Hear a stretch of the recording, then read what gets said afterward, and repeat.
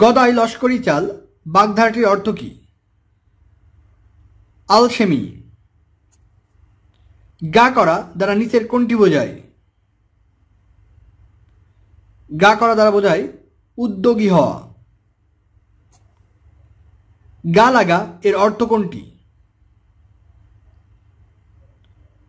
মনোযোগ দেওয়া। বাগধারার অর্থ নির্ণয় করুন। গোকুলের ষাঁড় বাগধারাটির অর্থ স্বেচ্ছাচারী।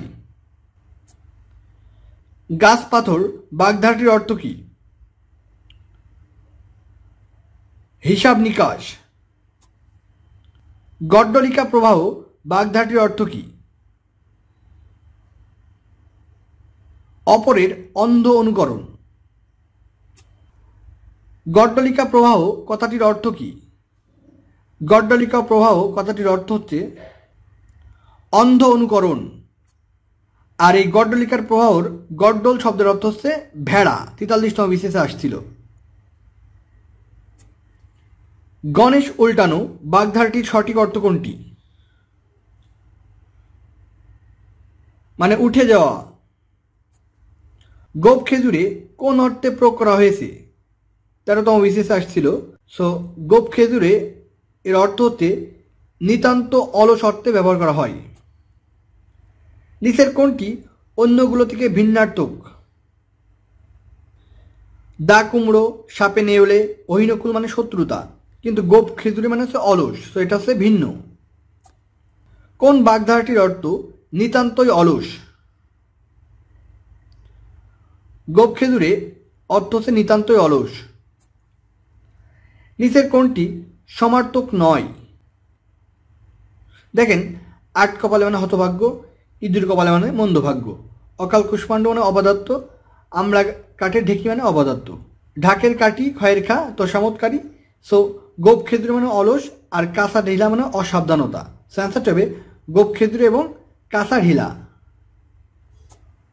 গোবর গণেশ বাগধারাটির অর্থ কি? নিরেট মূর্খ।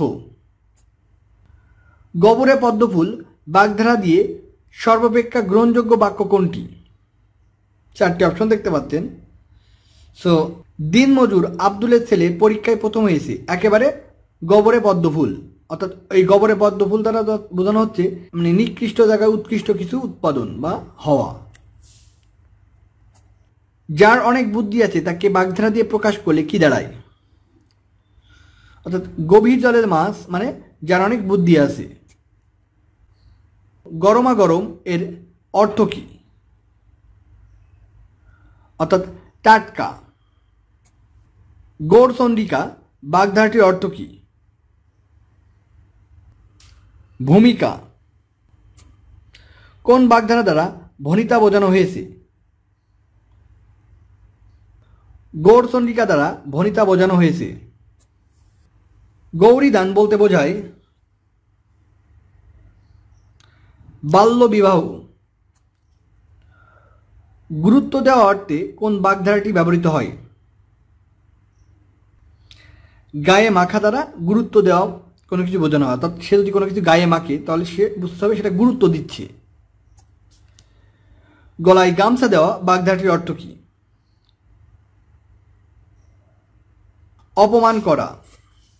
গোল্লায় যাওয়া প্রবাদটি কি অর্থ বহন করে? নষ্ট হওয়া। গোয়াই গোবিন্দ এর অর্থ কি? কাণ্ডজ্ঞানহীন।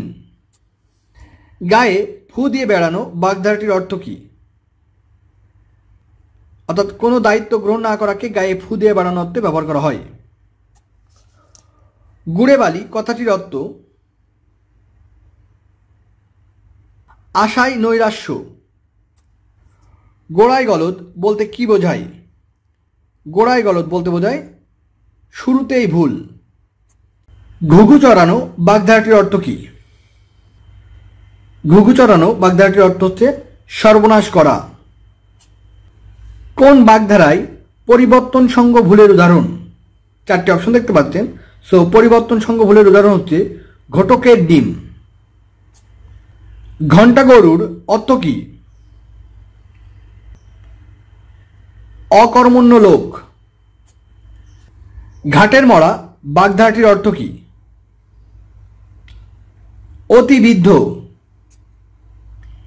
ঘটিরাম বাগধারাটির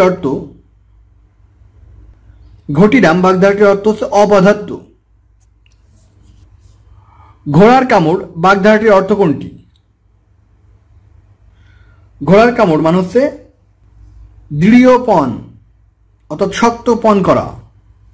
ঘোড়ারোগ বাগধারাটির অর্থ